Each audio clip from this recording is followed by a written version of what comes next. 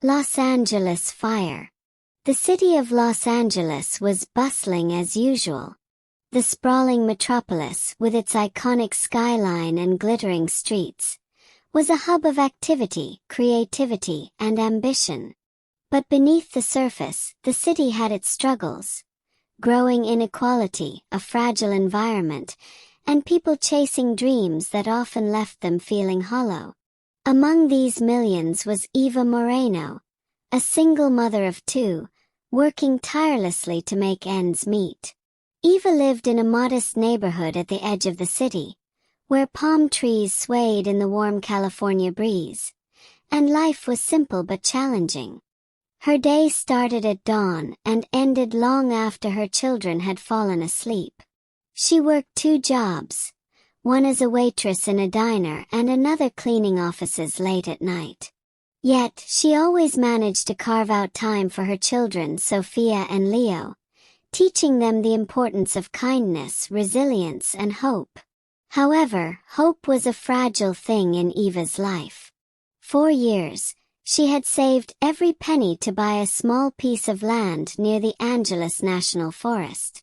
It wasn't much, but it was her dream. A place where her children could grow up surrounded by nature, far from the noise and chaos of the city. But on one fateful day in early September, everything changed. A dry, relentless wind swept across Los Angeles, carrying with it the ominous scent of smoke. Reports on the radio warned of a wildfire spreading rapidly through the Angeles National Forest, fueled by the Santa Ana winds and weeks of extreme heat. Eva's heart sank. The land she had worked so hard for, her dream for a better life, was right in the fire's path. Eva quickly packed her children into her old rusted car and drove toward the fire zone. Despite warnings to stay away, she couldn't bear the thought of losing everything she had worked for without a fight. As she approached the outskirts of the forest, the sight was harrowing. Flames danced in the distance, devouring trees and turning the sky into an apocalyptic hue of orange and black. At a makeshift evacuation center, Eva met others who had been displaced by the fire. Among them was an elderly man named Henry, who had lost his home and everything he owned.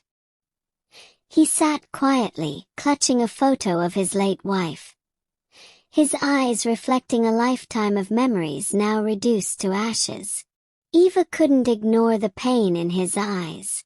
She approached him with a bottle of water and a comforting smile.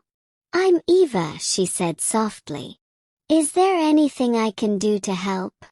Henry looked up, his face weary but grateful. "Thank you," he said. "It's kind of you to ask. But I've learned that in times like these, just having someone to talk to is enough." As the hours turned into days, the fire continued to rage. The evacuees bonded over shared fears and losses, forming an unlikely community in the face of disaster. Eva, despite her own worries, became a beacon of hope for many. She organized food drives, comforted crying children, and even shared the little money she had to help those in desperate need. One evening, as Eva was putting Sophia and Leo to sleep on cots at the shelter, Henry approached her. "You have a good heart," he said. "The way you've been helping everyone, it reminds me of my wife. She always believed that kindness could light even the darkest days." Eva smiled, though her own heart was heavy. "It's all I can do," she said. "We can't control the fire, but we can control how we respond to it." As the days passed, firefighters worked tirelessly to contain the blaze. Their courage and determination inspired everyone at the shelter, including Eva. Watching them risk their lives, she realized that bravery wasn't just about facing danger. It was about standing strong in the face of adversity, no matter how hopeless it seemed. Eventually, the fire was brought under control. The forest was scarred, but it wasn't completely lost. Eva's piece of land miraculously had been spared, though it bore the marks of the flames' fury. Returning to her land, Eva stood among the charred trees, her children by her side. "It's not what it was," Sophia said, her voice trembling. "No," Eva agreed, kneeling to hold her daughter close. "But it's still here. And that means we can rebuild." Henry, who had grown close to Eva and her children, joined them. "Nature has a way of healing," he said. "And so do people. You've shown that, Eva." The fire had taken much, but it had also revealed something profound. The strength of community, the resilience of the human spirit, and the power of hope. Eva's land became a symbol of renewal, not just for her family but for others in the area. Volunteers came together to replant trees and rebuild homes, inspired by Eva's determination and kindness. Over time, the scorched earth gave way to new life, and the community grew stronger than ever. For Eva, the fire was a painful reminder of life's unpredictability. But it also taught her an invaluable lesson. When faced with loss and despair, we have a choice. We can let it consume us, or we can rise from the ashes, stronger and more compassionate than before.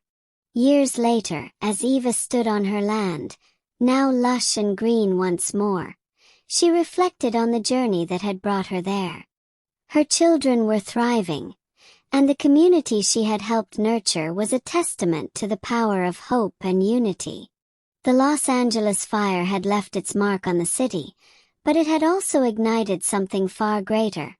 A spark of resilience and a reminder that even in our darkest moments, there is light to be found. And that light, Eva knew, could never be extinguished.